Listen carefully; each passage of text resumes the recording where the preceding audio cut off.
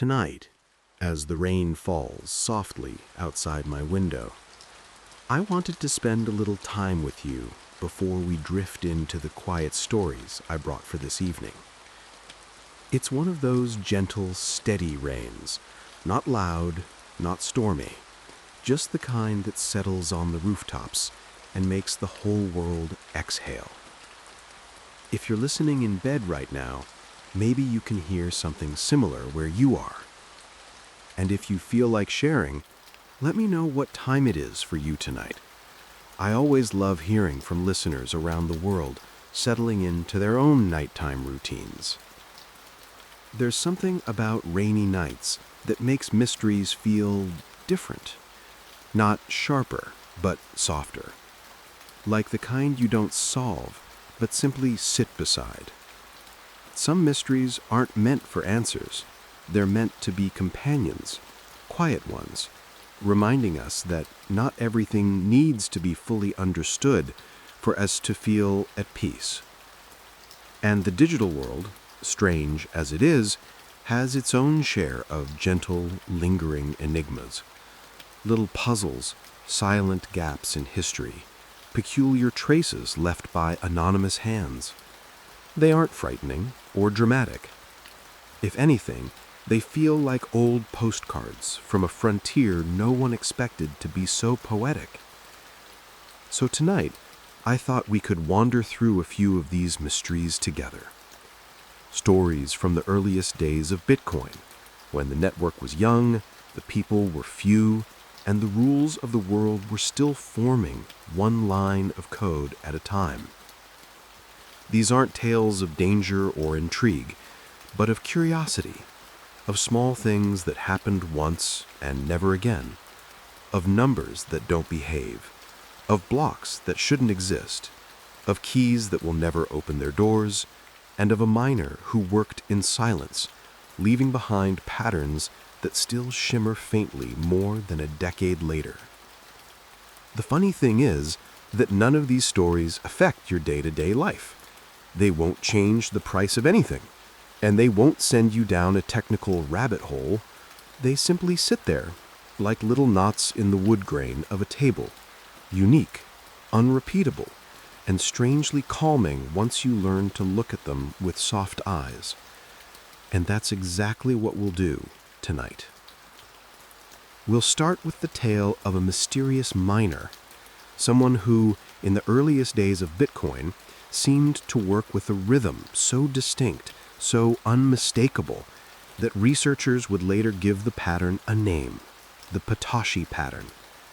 It's not a story of suspicion or speculation, but of quiet presence, a signature hidden in plain sight, suggesting that someone, maybe even the creator of Bitcoin themselves, was gently guiding the network through its first fragile months. Then, we'll drift into one of the strangest moments in Bitcoin's history, a single block, mined in 2010, that created 184 billion new coins out of thin air. It lasted only a few hours before being erased, but it remains a kind of digital ghost story, a reminder that even in the most mathematically precise systems, odd things can still happen. After that, we'll visit the silent wallets, addresses holding thousands upon thousands of coins untouched for more than a decade. No movement, no signs of life, just quiet. Some may belong to people who lost their keys, others to people who never intended to return. And a few, well, no one really knows. They feel like abandoned rooms in a very old house, dustless, untouched, waiting for someone who may never come back. And finally, we'll end with a block that shouldn't exist at all. A small anomaly in a long chain of near-perfect order. It doesn't break anything, it doesn't threaten anything, it simply stands there as a reminder that even the most carefully designed systems still have room for a little mystery. So, if you're ready, get comfortable. Let your shoulders loosen up a bit. Take one slow breath in and let it fall gently out. Tonight, we're not here to solve these puzzles. We're just going to sit with them, quietly, peacefully, while the rain keeps time in the background. Whenever you're ready, we'll begin. In the quiet early months of Bitcoin, long before anyone imagined what it would one day become, the network felt more like an empty field than a financial system. There were so few participants that entire hours could pass without a single block being mined. The difficulty was low, the rhythm slow, and most of the time you could almost imagine the chain as a small cabin in the woods, isolated, quiet, lit by a single lantern burning through the night. And in that peaceful darkness, someone was there. Not loudly, not obviously, but steadily, working in a rhythm so peculiar and so consistent that more than a decade later, people would still be tracing the outlines of that presence.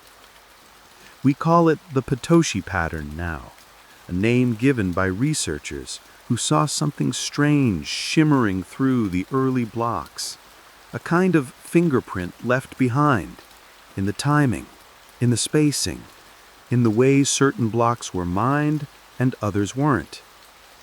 But in truth, what the pattern represents is less a secret and more a quiet companionship. Someone was there at the beginning.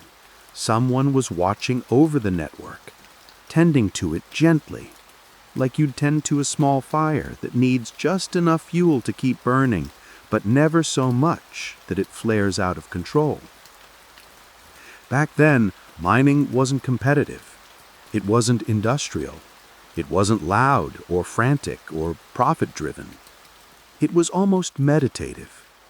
You would run the software on a small computer, let it hum along, and most of the time nothing happened.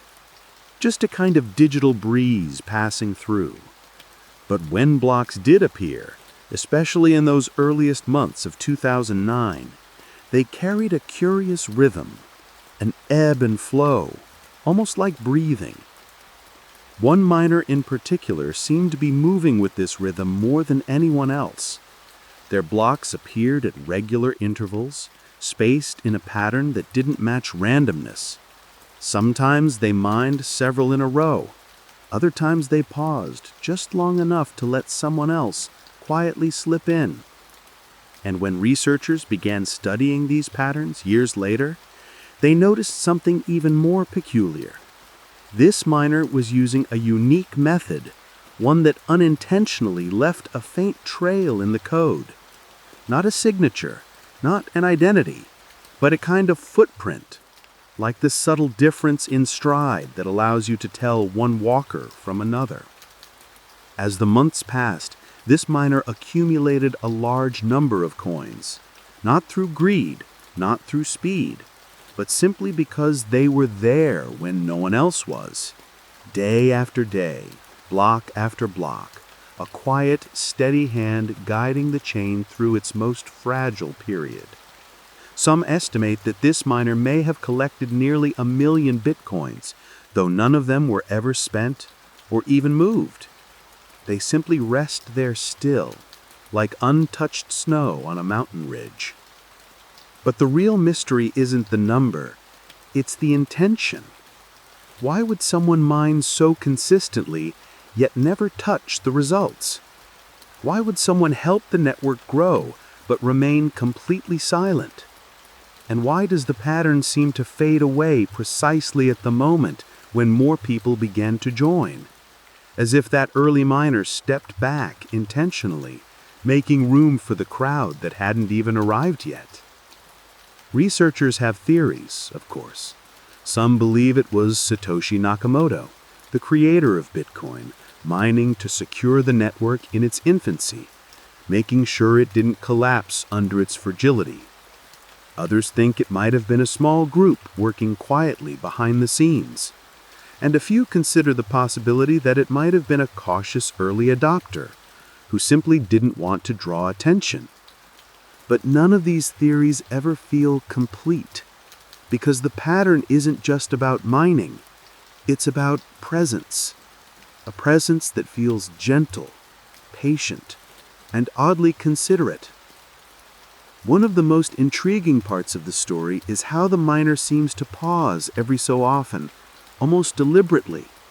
Not because they lacked computing power, not because they overslept, but because someone else in the network was trying to mine too. The pattern suggests a kind of courtesy, a stepping aside, a willingness to let others take their turn. As if whoever was behind the miner didn't want the network to belong to just one entity, even in the beginning, even when they easily could have dominated it completely. This behavior is so subtle, so quiet, that it almost reads like the handwriting of someone who understood the fragile psychology of early systems. Someone who knew that if Bitcoin looked too centralized at the start, people might never trust it. So they mined enough to keep the network alive, but not so much that it scared anyone away. It's a strange thought that the earliest traces of decentralization may have come not from competition, but from restraint. When researchers plotted the miners' blocks on a graph, the result looked almost like a heartbeat, a pulse, steady and predictable. And that's when the mystery deepened. Because if mining were truly random, truly chaotic, the graph should have looked scattered, like stars thrown across the sky. But instead, it formed a neat pattern, almost like the miner was following a schedule. Work for a while, rest for a moment, resume again. Not driven by luck, but by intention. There's something soothing about that idea, that in the very beginning, when everything was uncertain and Bitcoin could have simply failed out of obscurity, there was someone quietly tending to it. Someone who didn't ask for credit, didn't seek recognition, and didn't leave any message behind explaining their actions. They simply worked, as though fulfilling a responsibility no one had assigned. Imagine that miner, sitting in a dimly lit room, perhaps late at night, perhaps with a cup of tea cooling beside them, a small computer humming softly, a vision of something new and fragile, needing only a little attention to survive its first few days. The rain might have been falling outside their window too. The world unaware of what was growing in the shadows of that quiet moment. And the funny thing is, even now, 15 years later, the coins associated with the Satoshi pattern haven't moved, not once. Not a single fragment has been spent. It's as if they were never meant to be used at all, as if they were never mined for profit, but for protection, like scaffolding left behind after a building stands firm, still in place, but no longer necessary. Some say the miner is gone, whoever they were.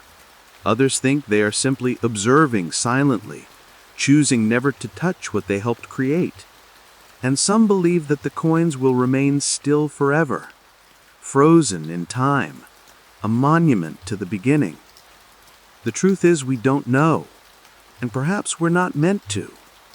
Perhaps the mystery is the point, the quiet reassurance that something gentle guided the early steps of a system now too large to imagine.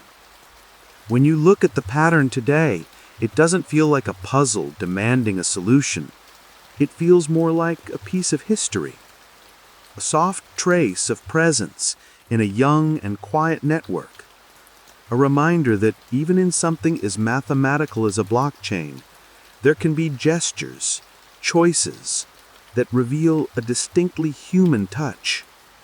And maybe that's why the Satoshi pattern remains one of the most comforting mysteries in Bitcoin's story. Not because it explains something, but because it suggests that in the beginning, someone cared enough to stay. Someone stayed awake so the network could sleep.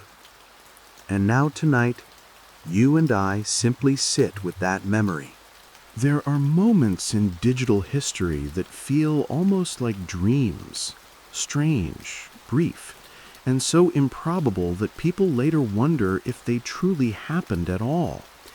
And yet they leave behind a small trace, a mark in the ledger, a whisper in the archives. One such moment drifted quietly across the Bitcoin network on an ordinary August day in 2010, when the impossible happened. 184 billion Bitcoins appeared out of thin air. For a brief period, they existed, not metaphorically, not hypothetically, but mathematically, in the raw structure of a block, a number that should have been impossible, a number large enough to break the world it lived in. And then, just as quietly, it vanished. To understand why this moment feels so gentle despite its magnitude, you have to imagine what the network looked like back then. It was still small, still soft around the edges. Blocks were being mined by hobbyists using home computers. The code was young, written with care, but still vulnerable, like a handcrafted instrument whose strings hadn't yet been tested under strain. And the community was tiny. Most people mining Bitcoin at that time knew each other by forum names. If you closed your eyes, you could imagine them as friends sitting in different corners of the same room, typing softly in the dim glow of their screens. On August 15th of that year, a block arrived that didn't look like any before it. Instead of a normal transaction output, it contained a value so large it exceeded the total possible supply of Bitcoin by over 9,000 times. 184 billion, a number with too many zeros for comfort, a number that seemed to ignore the most fundamental rule of the system, the one that capped Bitcoin at 21 million coins. It was as if someone had typed a letter into a place where only numbers were meant to be, and the system had tried to interpret it anyway. For a moment, just a brief, shimmering moment, the network accepted the block. There was no explosion, no sound, no blinking red warning light. Just an entry in the chain, a piece of data that quietly contradicted the laws of the universe it lived in. People who were watching the network that day might have blinked, rubbed their eyes, wondered if their software had glitched. It was that subtle, that uneventful, the impossible sitting calmly among the ordinary. But the block couldn't stay. It wasn't just a bug, it was a break in the story, a page that didn't fit the book. And so the community gathered, just as they often did back then, on small forums and mailing lists, talking in gentle, measured voices about what had happened and what needed to be done. There was no panic, no accusations, just a quiet understanding that something rare and fragile had occurred and that they needed to mend it. Satoshi Nakamoto, still occasionally active at the time, stepped in, not with fanfare or speeches, but with a patch, simple, effective, carefully written, affixed to the overflow bug that had allowed such an anomaly to exist. Within hours, nodes were updating, miners were switching to the corrected version, and soon after, the chain reorganized itself, quietly discarding the block that shouldn't have been. Like a moment of confusion in an otherwise clear night, gently brushed aside. What remains of that incident today is only the memory of the number. 184,467,440,737.0955161, a value so oddly specific, so mathematical, that it almost feels like a typo from the universe, something that slipped through the grid of checks and balances, revealing for just a moment the fragility of a digital world still learning to stand. But here's the part that makes this story feel almost tender. The bug didn't ruin anything. The world didn't end. No one lost their savings, and the system didn't fracture. Instead, it brought the small community closer together. People saw how quickly and calmly a flaw could be fixed, how even the strangest anomaly could be folded into the history of the chain without fear. In a way, the overflow bug feels like early childhood. You know how sometimes little children say things that don't make sense? Nonsense words, mispronounced phrases, impossible descriptions of imaginary moments? And everyone laughs gently, not because the child is wrong, but because that's what early growth looks like. Imperfect, surprising, strangely beautiful. The overflow bug was Bitcoin's nonsense word, a slip of the tongue in code form. Even today, when researchers look back at that moment, they rarely treat it as a threat or a disaster. Instead, they regard it almost like a meteor shower, a rare event, startling at first, but ultimately harmless and fascinating. And there's something soothing in that. The idea that even in systems built on precision, on mathematics, on the unforgiving logic of cryptographic rules, there is still space for a little accident, a little anomaly, a brief, shimmering deviation from the expected. Those 184 billion bitcoins never circulated. They never distorted the economy or the network. They lived for only a few hours and then were folded away gently into the past. But their brief existence serves as a quiet reminder that even the most elegantly designed systems begin with moments of uncertainty, moments where things don't behave exactly as they should. And that's okay. It's part of growing, part of becoming. If you visualize the blockchain as a long scroll unrolling across time, filled with neat rows of numbers and transactions, this incident appears as a single ink blot, unexpected, irregular, but not destructive, a tiny smudge that does not ruin the page, but instead adds a touch of human character to an otherwise mechanical narrative. And tonight, as we sit with this story, perhaps there's something comforting in knowing that even in a digital world, perfection is not the goal. Stability is born not from the absence of flaws, but from the willingness to fix them calmly when they appear. Like straightening a picture frame that is tilted slightly on the wall, or smoothing a wrinkle in a bed sheet before sleep. When the bug was patched and the chain reorganized, the network continued on, never again producing such an anomaly. The overflow bug became a tale told quietly among early developers, like a campfire story shared at the end of a long day. Not a warning, not a threat, just a reminder. A reminder that things can go wrong, even in mathematically constrained spaces, and that gentle hands can guide them back onto the right path. As we step out of this mystery and into the next, keep that image with you. An impossible number, appearing for just a moment, like lightning illuminating a cloud, and then fading, leaving behind only wonder. If you've ever misplaced a key, just a small, ordinary key, you know the quiet ache that comes with realizing it's truly gone. There's no drama to it, no shock, just a soft sinking feeling that something once simple has slipped out of reach. In the world of Bitcoin, this sensation takes on a different scale, because the keys that go missing here don't just lock a drawer or a door, they lock entire fortunes, sometimes millions or tens of millions of dollars, inside wallets that no one will ever open again. And yet the blockchain still shows those wallets, perfectly visible, perfectly intact, holding coins that will never move another inch.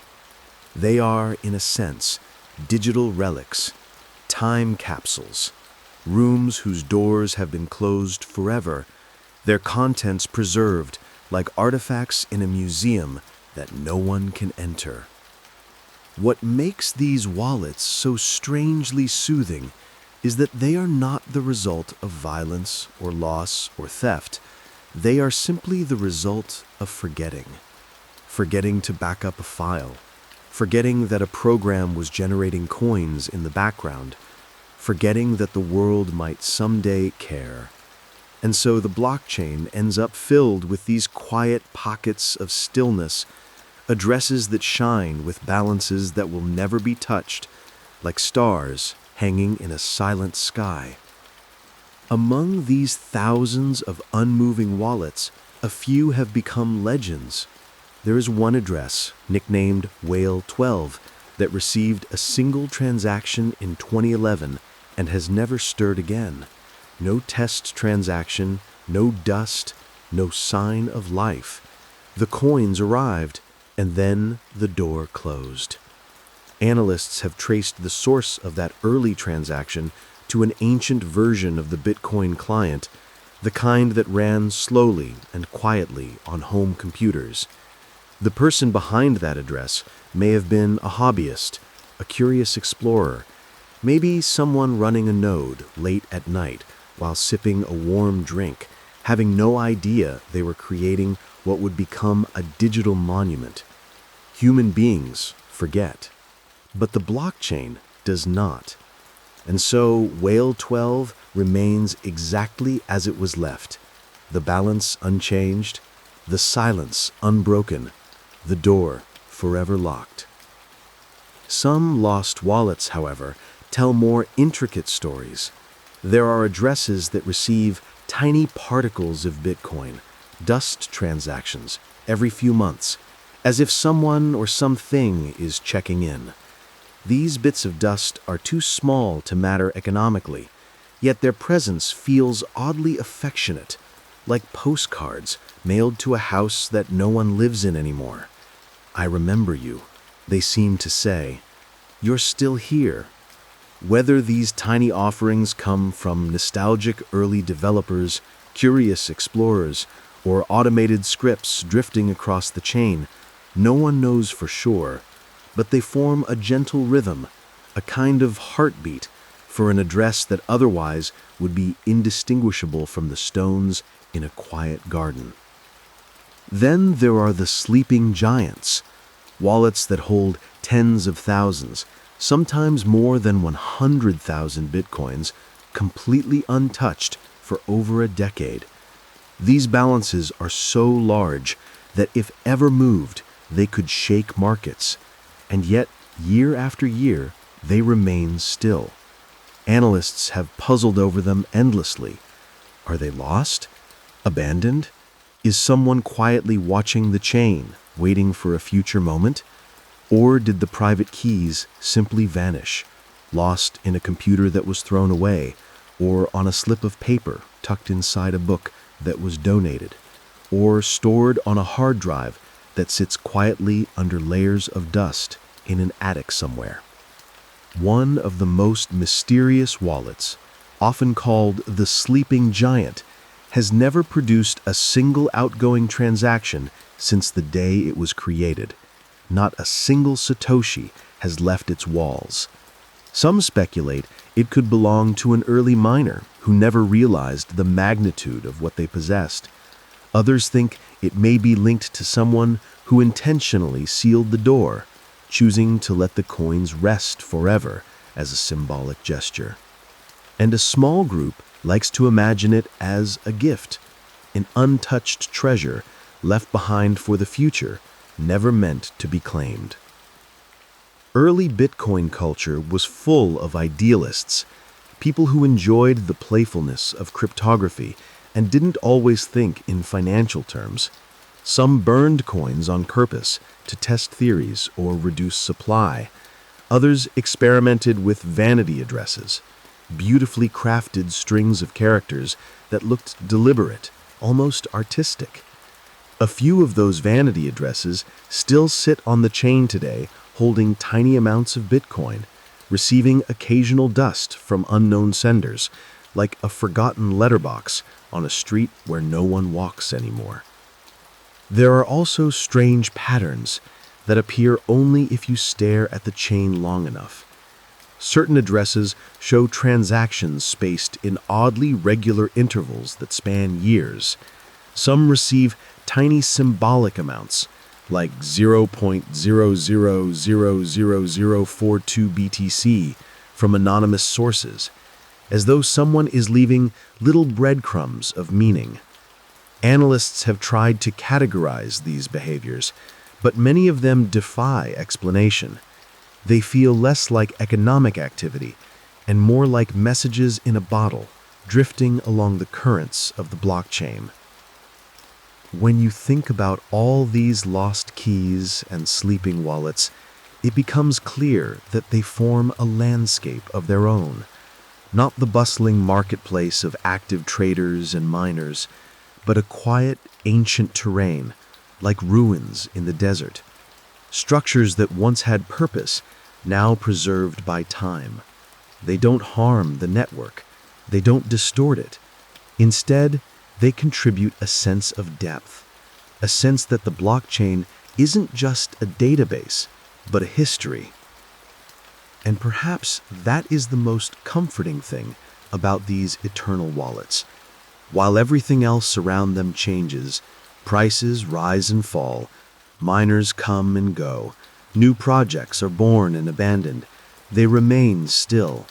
Their stillness becomes a kind of anchor, a reminder that in a world obsessed with movement, it's okay for some things not to move. Imagine one of those wallets tonight. Imagine it as a small house on a quiet hill, all its windows dark, the path leading to its door overgrown. Inside, objects sit exactly where they were left long ago. A cup resting on a table, a book left open to a page, dust gathering in slow, soft layers. Nothing inside needs to change. Nothing is waiting to be discovered. It simply exists, untouched, complete. There's something peaceful about that, something that fits well with the quiet of a late-night rain. Tonight, as you lie in bed, think of those wallets not as tragedies, but as monuments. They are placeholders of forgotten beginnings, echoes of a time when the digital frontier was wide open and no one knew what would matter yet. They are the still pawns in the landscape of the blockchain, perfectly reflecting the moon. And just like the keys that sometimes slip from our pockets and disappear into the folds of life, these wallets remind us that not everything lost needs to be found. Some things can remain where they are, undisturbed, unbothered, gently preserved by time. There is a particular block in Bitcoin's history that feels almost like a crease in the fabric of time, subtle, soft, barely noticeable unless you look closely. It doesn't break the rules. It doesn't threaten consensus. It simply exists in a way that makes you pause, the way you might stop when you notice one stone on a path has a slightly different shade than the rest. You could walk past it without ever knowing, but once you do see it, the sight lingers in your mind like a gentle question. Most blocks in Bitcoin are predictable. They follow the same structure, the same rhythm, the same mathematical choreography. Inputs, outputs, timestamps, signatures. Everything falls neatly into place. But this block, quietly mined in Bitcoin's early years, contains a handful of irregularities so delicate that they feel almost like brushstrokes from a different era. A timestamp that drifts slightly outside the expected pattern. A handful of fields arranged in a way that is valid, yet strangely uncommon. A Merkle root whose structure gives the faint impression of being rearranged, as though the block were briefly lifted apart and put back together with a slightly different gesture. Nothing about it is broken, nothing is harmful, yet everything about it feels off in the most gentle way. Researchers who study early blocks sometimes describe this one as a smudge on the lens of the chain, or a birthmark. They don't mean these as criticisms. They mean it the way someone might speak about a tiny imperfection in handmade pottery, an irregularity that proves it was shaped by real hands in a real, imperfect world. What deepens the mystery is that it didn't appear in complete isolation. A handful of blocks mined around the same period show microscopic signs of drift too. Timestamps leaning a few seconds one way or another, alignment choices that modern clients would never produce, fragments of old formatting habits that were fading away. It's almost as if the chain, still young and stretching into its new shape, was testing the boundaries of what it could express. Some imagine an early miner sitting at an old computer, one fan rattling softly, the room dim, maybe a tea mug set beside the keyboard, running a version of Bitcoin that behaved just a little bit differently than any software we use today. Early code didn't move with strict precision. Clocks desynchronized easily. Two operations might overlap for a millisecond and leave behind a small, harmless artifact. In that era, the blockchain wasn't polished. It was personal. Every block carried traces of the humans and machines that produced it. This block captures more of those traces than most. Because if you zoom even deeper, the anomalies become almost poetic. Inside the block, there is what some call a ghost input. Not quite present, not quite absent. When parsed through certain early clients, it appears momentarily, like a faint reflection in a window. It doesn't alter the block. It doesn't meaningfully exist. But for one frame of computation, the client hesitates as though acknowledging a shadow of data that modern nodes ignore entirely. Not a flaw, just a whisper. Another part of the block contains a rare transaction form, something seen almost only in Bitcoin's earliest weeks. It's valid, clean, safe, but unusual, like finding a handwritten letter tucked inside a printed book. Early versions of the client produced a few transactions like this before the format quietly fell out of use. Yet here it sits, fossilized inside this anomalous block, a small relic of the chain's earliest voice. Some script fragments inside the block behave in ways that resemble a proto-version of concepts that wouldn't formally exist until years later. Something faintly reminiscent of SegWit structure, long before SegWit was invented. It's not SegWit, of course. It's just a quirk of early serialization, a coincidence that feels like a shadow of a future idea. But it adds a layer of wonder, as though this block accidentally dreamed of something Bitcoin would become. There is also a phantom timestamp, a value that wavers slightly when replayed through historical clients, off by just a few seconds, depending on the environment. Modern nodes smooth it out, resolving it instantly, but old software would momentarily disagree with itself, offering two slightly different answers before settling on one. Not broken, simply undecided for the briefest moment, the way a candle flame flickers before choosing a direction. And even some of the byte alignments inside the block fall into a pattern that, when visualized, resembles a simple geometric shape. Probably coincidence, probably nothing. Yet reminiscent of the kind of ASCII art early Bitcoiners used in forums. Symbols, signatures, jokes passed among strangers who didn't yet know they were building something that would outlive them. All of these tiny details, ghost inputs, rare scripts, phantom timestamps, drifting fields, They feel like traces of a chain that was still learning its own grammar. Before Bitcoin spoke with sharp precision, it spoke softly, with quirks and pauses. This block is one of the few places where those early hesitations remain intact. And perhaps the strangest thing about it is how unbothered the network was. Every node accepted it, miners built on top of it, the chain embraced it as naturally as any other block.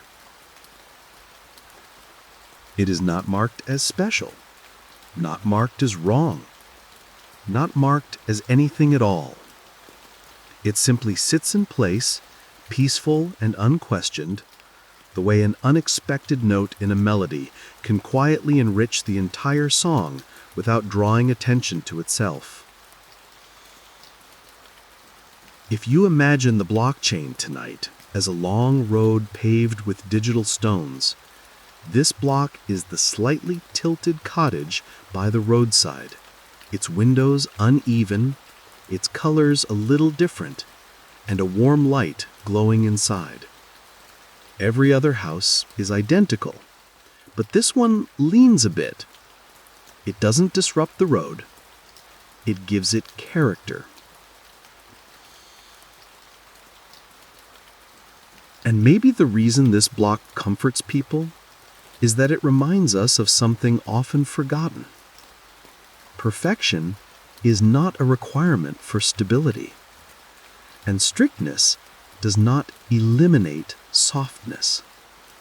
Even in a world of math and cryptography, there is room for a little whimsy, a little drift, a little mystery that asks nothing of us except to notice it and then rest.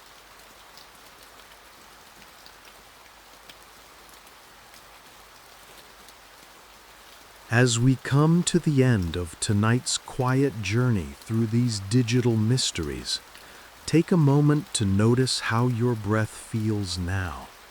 Perhaps a little slower, a little deeper than when we began. The rain may still be falling outside your window, or maybe the night has softened into silence. Either way, you've traveled through a part of the blockchain's history that most people never think about, a place where logic and mystery coexist in a surprisingly gentle way. What we explored tonight wasn't about solving puzzles or proving theories.